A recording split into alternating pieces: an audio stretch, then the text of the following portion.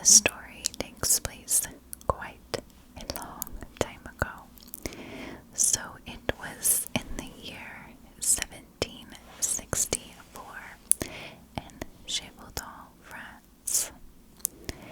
Gévaudan was located in France in an area that is now called something else, but it was located in the southern central region of France. Gévaudan was a quaint little area filled with several small villages, but most of this area had rolling hills, vast country lands, forests, meadows, things like that. So there wasn't a ton of people that lived in the area. Suddenly, word began to spread like wildfire that something was attacking the women and children of this area of France.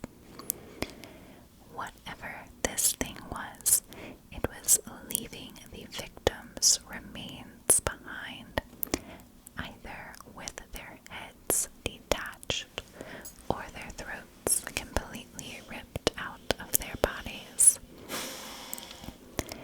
Word of these terrible attacks began to spread all around France, and they eventually reached the royal palace, which was located in Versailles, France. And today that is about 4 to 5 hours southeast of where Gévaudan was located. Now King Louis XV was in charge at this point in time, and France had just kind of gone through a war and they had been defeated, so things weren't always the best in that area. The people of France began to question, were these attacks happening by a madman, possibly a serial killer that was loose? Or were these women and children attacked by some form of a beast or even a werewolf? Now word reached the palace that in the early summer of the year 1764, a young woman named Marie Jean Ballet was attacked twice by a beast of some sorts. Marie told everyone that she had been tending to her cattle in the Mersoir forest when she saw a strange large beast come after her. Now Marie's cattle, they happened to have a few bulls there, and so after this beast tried to attack Marie, the bulls luckily grew angry and charged at the large beast, driving it away. Marie went on about her day as usual. However, later that same day, the beast tried to attack Marie again, and once again the bulls drove the beast away for a second time. When Marie went back to the village, she told everyone about the beast that had tried to attack her. She claimed that the beast was like a wolf, yet it was not a wolf.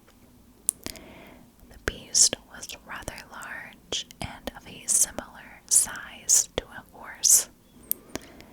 The fur on this beast seemed to be red and also gray, and there appeared to be talons on its feet. After the beast tried to attack Marie, she became known as the Maid of Gévaudan. The people of Gévaudan were this unknown beast. What was it that had possibly tried to attack Marie while she was out on her own in the forest that day? Shortly after this first attack, a 14-year-old girl named Jeanne Boulet was found dead. Jeanne had disappeared after going to tend her cattle, and you guessed it, a forest near the village of Les Hubas. Throughout the rest of the year of 1764, more and more attacks began to be reported throughout the Gévaudan region. Some attacks began to even be reported almost simultaneously, and people in the area began to believe that the forest was truly haunted and that there were several beasts attacking those from the small villages in this area. Now, the villagers here were already prone to really believe folklore tales in the area, and they believed that a werewolf, or possibly a group of werewolves that lived in the area, had been behind the attack. They believed that these werewolves lived in the forest and were growing jealous of the people of Gévaudan, and so they began to attack the villagers. During this time, over 300 people were found to have either been attacked or were found deceased, believed to all have been attacked by the beast or the beasts of Gévaudan. On January the 12th, in the year 1765, a young boy named Jacques Porteval and 7 of his friends were out in a meadow with a herd of cattle. While they were out in this meadow, an unknown large beast tried to attack Jacques. Thankfully, the group of children had spears with them, and Jacques managed to encourage the other 7 children to stick together and attack the beast as it grew closer and closer. The beast attacked, however, Jacques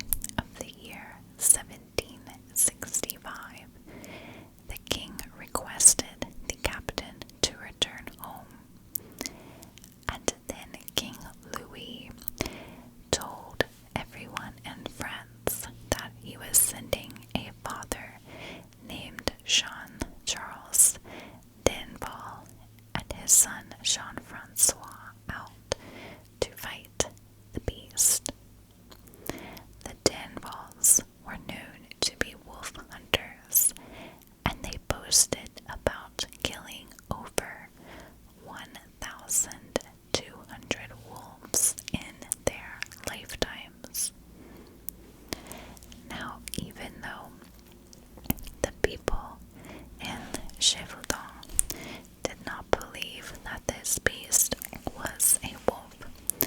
The king determined that the Danvals were the best option to send, since the beast seemed wolf-like. And if the beast turned out to be a werewolf, that was similar enough in the king's eyes to be considered a wolf. So the father and the son duo went out in search for this Beast of Gévaudan. However, they also were unable to capture or kill a beast or even spot a wolf in this area, and the king grew rather disappointed with them. The king ended up sending the father and son bear back home, but during this time, the attacks still continued on, and the newspapers were beginning to report that people in Gévaudan had even attempted to shoot at the beast. However, even after being hit by bullets, the Beast of Gévaudan simply got up and walked away. The papers were telling the story of the Beast of Gévaudan in a new way, almost like how a true crime story would be told today. And this supposedly brought out some new forms of journalism in the area. At this point in time, the king decided that it would be best to send his own bodyguard, Francois Antoine, to find the beast. Francois took along with him his son and a group of men to go in search of this beast in Gévaudan. Francois visited the area and searched for the beast for months. Attacks continued to happen in the area, and Francois continued to search. Then, in September of the year 1765, Francois ended up shooting and killing a rather large wolf in the area. Francois believed he had shot and killed the Beast of Gévaudan. Francois then had the body of the wolf sent to the king in Versailles, and King Louis rewarded Francois with a large sum of money. Everyone in the Gévaudan region thought they were safe from the beast and began to go back to life as they normally would. Suddenly, just over 2 months after Francois had allegedly killed the beast, the attacks in Gévaudan resumed. It was on December the 2nd in the year 1765 when 2 boys who were aged 6 and 12 were attacked. The beast tried to capture the younger boy, but the older boy managed to fight off this massive beast. Villagers in Gévaudan began to disappear and turn up dead, and it was reported that between 30 and 35 people during that time were attacked by the beast.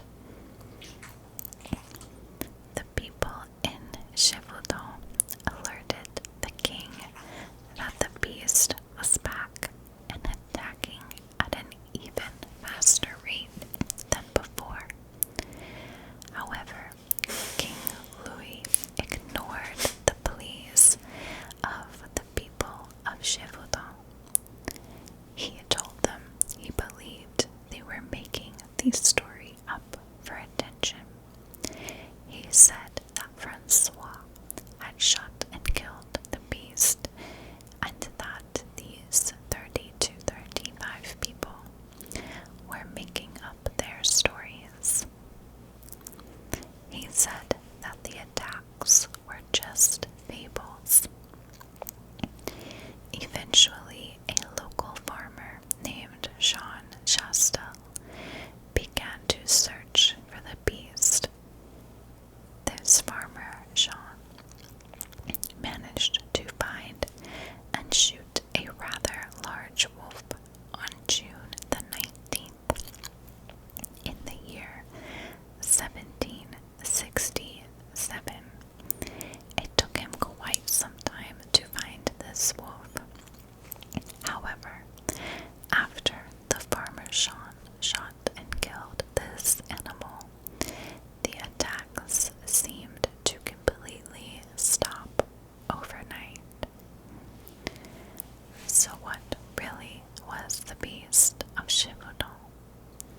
Was it the wolf that Farmer Sean shot and killed? Was it a werewolf? Or, as some even speculate, was it a lion that had somehow gotten loose in the area? For me, I personally have absolutely no clue what the Beast of Gévaudan could have been. I do believe that it was most likely a wolf, but along with this wolf, did some people make up a story, or was there possibly a rampant killer in the area, along with the attacks of this beast